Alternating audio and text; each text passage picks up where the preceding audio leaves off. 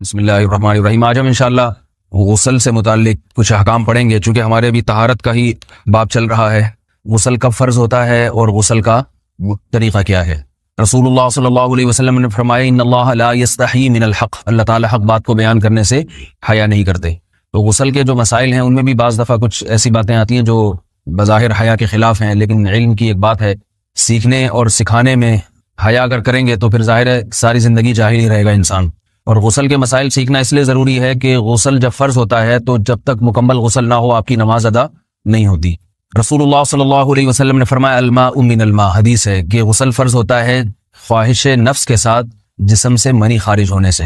مرد پہ غسل کب فرض ہوگا؟ جب اس کے جسم سے شہوت کے ساتھ منی خارج ہو۔ منی بالکل سفید رنگ کی چیز ہے، ایک ہوتی ہے مزی۔ شہوت پیدا ہونے سے اگر کسی کے مرد یا عورت کے صرف رطوبت خارج ہونا شروع ہو گئی اس سے غسل فرض نہیں ہوتا۔ جب تک مکمل شہوت پوری نہیں ہو جاتی اور مادہ منویہ خارج نہیں ہو جاتا، چاہے احتلام کی صورت میں ہو یا کسی بھی طرح سے ہو۔ مردوں کے ساتھ چونکہ یہ بہت زیادہ ہوتا ہے نائٹ فال کی صورت میں، مردوں پر غسل کی یہ صورت بہت زیادہ فرض ہوتی ہے۔ جیسے ہی بلوغت ہوتی ہے تو احتلام شروع ہو جاتا ہے، ہفتے میں 1 دفعہ 2 دفعہ 3 دفعہ، بعض نوجوانوں کو روزانہ بھی 2 دفعہ ہوتا ہے، جبکہ خواتین میں یہ والے غسل کی صورت بہت ہی کم ہوتی ہے کہ ان کو نائٹ فال ہو یا اس طرح سے غسل فرض ہو۔ ہزاروں میں کسی ایک عورت کے ساتھ ایسا ہوتا ہے۔ ایک صورت تو یہ ہے غسل فرض ہونے کی۔ دوسری صورت کیا ہے کہ جب انسان اپنی زوجہ کے ساتھ ملاپ کرے اور انٹرکورس ہو جائے، چاہے اس صورت میں ڈسچارج دونوں میں سے کوئی ہو یا نہ ہو، لیکن دونوں پہ غسل فرض ہو جائے گا، مرد پہ بھی اور عورت پہ بھی۔ یہ تو مردوں کے غسل کے فرض ہونے کا ہے۔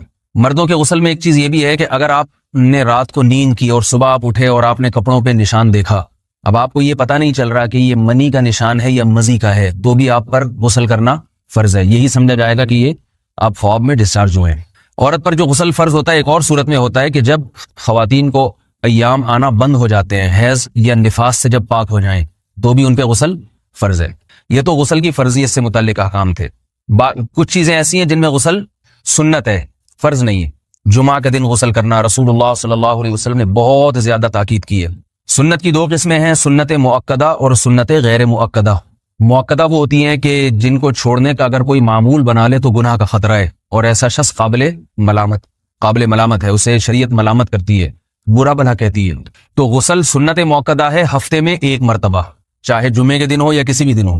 جو مسلمان ہفتے میں 1 دفعہ بھی نہیں نہاتا، وہ کتنا ہی نیٹ کلین ہو، مگر شریعت کی نظر میں وہ قابل ملامت ہے، اسے تانے دینے چاہیے کہ شرم نہیں آتی ہو مسلمان مگر رہتے ہو بھنگیوں اور چماروں کی طرح۔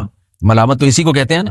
اس کی دلیل رسول اللہ صلی اللہ علیہ وسلم نے فرمایا، صحیح حدیث ہے، حق علی کل مسلم ان یغتسل کل اسبوع مرۃ، کہ ہر مسلمان پر لازم ہے کہ وہ ہفتے میں کم از کم 1 مرتبہ غسل کرے۔ ہر مسلمان پر لازم ہے، چاہے اس پہ غسل فرض نہ بھی ہو۔ اور کس دن بہتر ہے؟ جمعہ کے دن۔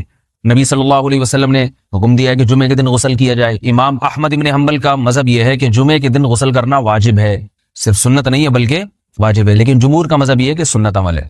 غیر مسلم جب اسلام قبول کرتا ہے تو اس وقت بھی اس کے لیے غسل کرنا سنت ہے۔ جب ہم مردے کو نہلاتے ہیں تو جو مردے کو نہلائے اس کے لیے بھی خود غسل کرنا افضل ہے، سنت عمل ہے۔ عید کے دن غسل کرنا سنت عمل ہے۔ تو یہ وہ تمام مواقع ہیں جن میں غسل کرنا رسول اللہ صلی اللہ علیہ وسلم کی سنت ہے۔ غسل کا طریقہ کیا ہے؟ غسل میں 3 چیزیں فرض ہیں، منہ بھر کے قلی کرنا، ناک میں پانی ڈالنا کہ ناک کی جو نرم جگہ ہے یہ اچھی طرح تر ہو جائے، اور پورے جسم پہ 1 مرتبہ پانی بہا دینا کہ جسم میں بال کے برابر جگہ بھی خشک نہ رہے۔ یہ تو ہے فرض، یعنی یہ کام کسی نے کسی بھی طرح سے کر لیا تو غسل ادا ہو جائے گا، چاہے اس کی نیت غسل کی تھی یا نہیں تھی۔ کوئی آدمی چلتا ہوا جا رہا ہے، پھسل کے تالاب میں گر گیا، پورے غوطے کھا کے باہر نکلا، قلی کر لے اور ناک میں پانی ڈال لے تو غسل اس کا ادا ہو جائے گا۔ البتہ چونکہ نیت نہیں تھی لہذا غسل کا ثواب نہیں ملے گا، ثواب نیت کے بغیر نہیں ملتا انسان۔ دلائل اس کے الگ موضوع ہے کہ اس کی دلیل کیا ہے کہ بغیر نیت کے بھی غسل ہو جاتا ہے، لیکن میں نے بتایا دلائل کا سیشن نہیں ہے، اس میں پھر بات لمبی ہو جائے گی۔ تو یہ تو ہے فرض، پورے جسم پہ پانی بہانا، قلی اور ناک میں پانی۔ سنت طریقہ کیا ہے؟ رسول اللہ صلی اللہ علیہ وسلم غسل کیسے کرتے تھے؟ سنت طریقہ جس پہ جو اختیار کرنا چاہیے وہ طریقہ یہ ہے کہ جب آپ غسل کے لیے بیٹھیں تو سب سے پہلے وہ جگہ دھوئیں جہاں نجاست اور ناپاکی لگی ہوئی ہے۔ نائٹ فال ہوا، کسی کو احتلام ہوا تو جہاں جہاں گندگی لگی ہے پہلے اس جگہ کو دھوئیں، استنجا کریں، شرمگاہ کو دھوئیں اچھی طرح، سمجھ رہے ہیں بات کو؟ اس کے بعد ہاتھ دھوئیں اور مکمل وضو کریں، جیسے ہم عام حالات میں وضو کرتے ہیں۔ مکمل وضو کرنے کے بعد دائیں کندھے پہ پانی ڈالا، لیفٹ سائڈ پہ پانی ڈالا.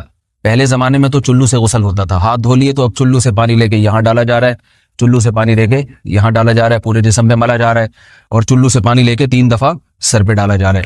تو آج کل چلو ولو تو ہے نہیں، شاور کے نیچے جا کے کھڑے ہو جاتے ہیں.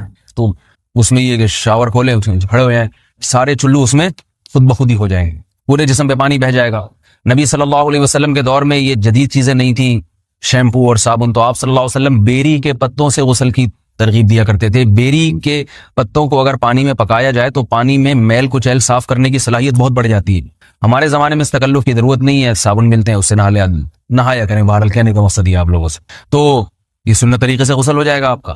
سمجھ رہے ہیں بات کو؟ سب سے پہلے استنجا کیا، اس کے بعد وضو کر لیا، اس کے بعد غسل کر لیا. اگر کسی نے غسل میں وضو نہیں کیا اور ویسے ہی پورے جسم پہ پانی بہا دیا تو بھی اس کا وضو خود بخود ہو جائے گا. اس غسل سے وہ نماز پڑھ سکتا ہے، کیونکہ بعض لوگ غسل کرنے کے بعد دوبارہ وضو کر رہے ہوتے ہیں. اس کی ضرورت نہیں ہے، کیونکہ جب غسل کرتے ہیں تو وضو والے اعضاء تو خود بخود اس میں دھل جاتے ہیں. یہ ہے غسل کا طریقہ.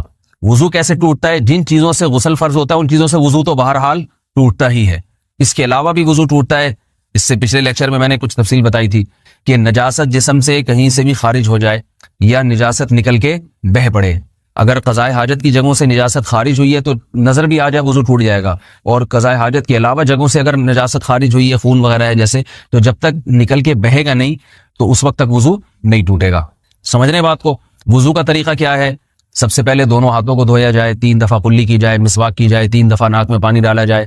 پھر پورے چہرے کو، پیشانی یہ جو ہے جہاں سے پیشانی ہماری شروع ہو رہی ہے اور تھوڑی کے نیچے، تھوڑی جہاں ختم ہو رہی ہے، اور ایک کان کی لو سے دوسرے کان کی لو تک 4 اعضاء ہیں وضو میں دھونا فرض ہیں. 1 چہرہ، نمبر 2 بازو، نمبر 3 سر کا مسا، چوتھائی سر، اور نمبر 4 پاؤں کو دھونا. اس کی دلیل قرآن مجید کی مشہور آیت ہے فَاغْسِلُوا وُجُوهَكُمْ وَأَيْدِيَكُمْ إِلَى الْمَرَافِقِ. اللہ فرماتے ہیں ایمان والو، جب نماز کا ارادہ ہو تو اپنے چہروں کو اور اپنے ہاتھوں کو دھو، سر کا مسا کرو اور پاؤں کو ٹخنوں سمیت دھو. دھونے کا حکم ہے قرآن مجید میں. البتہ سر کے بارے میں یہ نہیں آئے پورے سر کا مسا کرو، بلکہ آ رہا ہے وَامْسَحُوا بِرُؤُوسِكُمْ. با کا لفظ ہے، با آتی ہے تبعیض کے لیے کہ سر کے بعض حصے کا مسا. اب بعض حصے کا قرآن حدیث میں کہیں تذکرہ نہیں ہے، تو اس میں فقہاء کرام کے اجتہادات ہیں. امام شافعی فرماتے ہیں تھوڑا سا بھی ٹچ کر لیا سر کو ہو جائے گا. امام ابو حنیفہ فرماتے ہیں نہیں، کم از کم 1/4 کا ہونا ضروری ہے. سب کے اپنے اپنے دلائل ہیں، ان دلائل میں نہیں جاتا. فقہ حنفی کو جو فالو کرنے والے ہیں تو ان کو چاہیے کم از کم 1/4 سر کا مسا، یہ فرض ہونے کے لیے ضروری. مگر سنت کیا ہے؟ پورے سر کا مسا. نبی صلی اللہ علیہ وسلم دونوں ہاتھوں کو بھگو کے پورے سر کا مسا کرتے تھے ایسے. سمجھ رہے بات کو؟ اور مسا کے جو یہ ٹیکنیکل طریقے ہیں کہ آپ یوں پہلے انگلی بنائیں، پھر یوں لے کر جائیں، پھر یوں گھما کے لائیں، پھر یوں، یہ ٹیکنیکل طریقے حدیث سے ثابت نہیں. مسا کا طریقہ کیا ہے؟ بھیگا ہوا ہاتھ لے کے ایسے پورے سر کو ہو گیا. پھر حدیث میں یہ بھی ہے کہ یوں لے جاؤ اور یہ بھی ہے کہ واپس بھی لے کر آؤ، دونوں طرح سے ثابت. تو ایسے بھی کر سکتے ہیں کہ یوں لے جائیں، اور ایسے بھی کر سکتے ہیں لے کے جائیں اور پھر واپس بھی لے آئیں. دونوں طریقے جائز ہیں، لیکن کم از کم سنت اتنی ہے کہ پورے سر کا مسا ہونا چاہیے. بعض لوگوں کو شو مارنے کا شوق ہوتا ہے، اگر وہ واپس لائیں تو بال ان کے خراب ہو جاتے ہیں، کہتے ہیں یار یہ پھر مسئلہ خراب ہو جائے گا. تو پھر ایسے لوگ صرف یوں ہی لے جائیں کافی ہے. افضل تو یہ کہ یوں بھی لے جائیں، یوں بھی لے جائیں، دونوں طرح سے صحیح ہے. بہرحال دونوں حدیث سے ثابت ہیں. سمجھ رہے ہیں بات کو؟ اور یہاں ایک اہم مسئلہ بتا دوں، قرآن مجید نے پاؤں کو دھونے کا حکم دیا ہے، پاؤں پہ مسا کرنے کا حکم نہیں دیا. اور حدیث میں خفین پر مسا کرنے کا حکم ہے. تو قرآن اور حدیث کو فقہاء نے جمع کیا ہے، لہذا وہ موزے جن میں آسانی سے پاؤں دھوئے جا سکتے ہیں ان میں چاروں ائمہ کے نزدیک پاؤں پہ مسا کرنا جائز نہیں. سعودی عرب میں جو بعض سلفی حضرات اور یہاں ہمارے ہاں بھی اہل حدیث حضرات نے عام موزوں پر بھی جو مسا کی ایک روایت ڈال دی ہے، اسلاف میں، تابعین، تبع تابعین میں اور چاروں ائمہ کے مذاہب میں اس کا ثبوت نہیں ملتا. اگر اسلاف میں کوئی قائل بھی ہے تو ایک شاذ قول، اکا دکا قول ملتا ہے، ورنہ یہ ائمہ اربعہ کے مذہب کے خلاف ہے. اور جو احادیث جو نقل ہوتی ہیں صحیح سند کے ساتھ ان کے بھی خلاف اور قرآن کی آیت کے بھی خلاف ہے. اس لیے کسی نے عام ساکس پہ اگر مسا کر لیا، جو عام طور پہ آفس پہن کے جاتے ہیں لوگ، اس میں تو پاؤں، آپ اگر ساکس کو پانی کے نیچے رکھیں پورا پاؤں دھل جائے گا آرام سے. تو وہاں کیا ہو رہا ہے کہ قرآن مجید کے حکم کی مخالفت لازم آ رہی ہے، آپ پاؤں دھو نہیں رہے. تو اس لیے ہم یہ سمجھتے ہیں کہ اس صورت میں نماز ادا نہیں ہوگی. سعودی عرب میں بعض سلفی حضرات نماز پڑھاتے ہیں، وہ ایسے ہی کرتے ہیں کہ عام ساکس پہ مسا کر کے نماز پڑھا لیتے ہیں. تو فتویٰ اسی پر ہے کہ ان کی، اگر کسی کو یقین ہے کہ اس نے عام ساکس پہ مسا کر کے نماز پڑھائی ہے تو اس کے پیچھے نماز ادا نہیں ہوگی، کیونکہ قرآن کے مطابق اس کا وضو ہوا ہی نہیں ہے. صدیوں تک کوئی بھی اس قول کا قائل نہیں رہا ہے کہ عام ساکس پہ بھی مسا ہو جاتا ہے. یہ ابن تیمیہ رحمہ اللہ تعالیٰ 7ویں صدی میں اس کے قائل تھے، اور تابعین میں اکا دکا قول ملتے ہیں اس کے. لیکن شاذ قول ہیں، مرجوح قول ہیں جن پر امت نے فتویٰ نہیں دیا. اور اب سعودی عرب میں بعض سلفی حضرات اس کے قائل ہیں. ہمارے ہاں اہل حدیث حضرات بھی چونکہ اکثر سعودی عرب کے سلفی حضرات ہی کو فالو کرتے ہیں تو انہوں نے بھی وہیں سے یہ فتویٰ لیا ہے.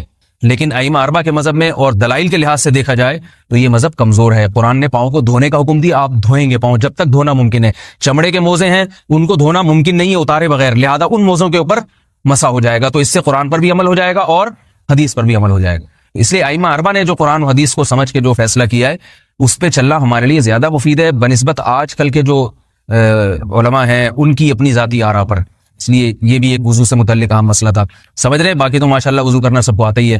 اور وضو کے بعد دعا کیا ہے؟ کلمہ شہادت اشہد ان لا الہ الا اللہ وحدہ لا شریک لہ اشہد ان محمدا عبدہ ورسولہ اللہم اجعلنی من التوابین واجعلنی من المتطہرین. اے اللہ تو مجھے بار بار توبہ کرنے والوں میں شامل کر دے اور بار بار پاکیزہ رہنے والوں میں شامل کر دے. توبہ اس لیے کہ میں نے ظاہری طہارت تو حاصل کر لی، مجھے روحانی طہارت بھی عطا کر دے. اگر میں نے گناہ کی ہوں تو مجھے ان سے بھی توبہ کی توفیق عطا فرما لے تاکہ اس لحاظ سے بھی میرا وضو ہو جائے، اس لحاظ سے بھی میں پاک ہو جاؤں. سبحانک اللہم و بحمدک نشہد ان لا الہ الا انت نستغفرک ونتوب الیک.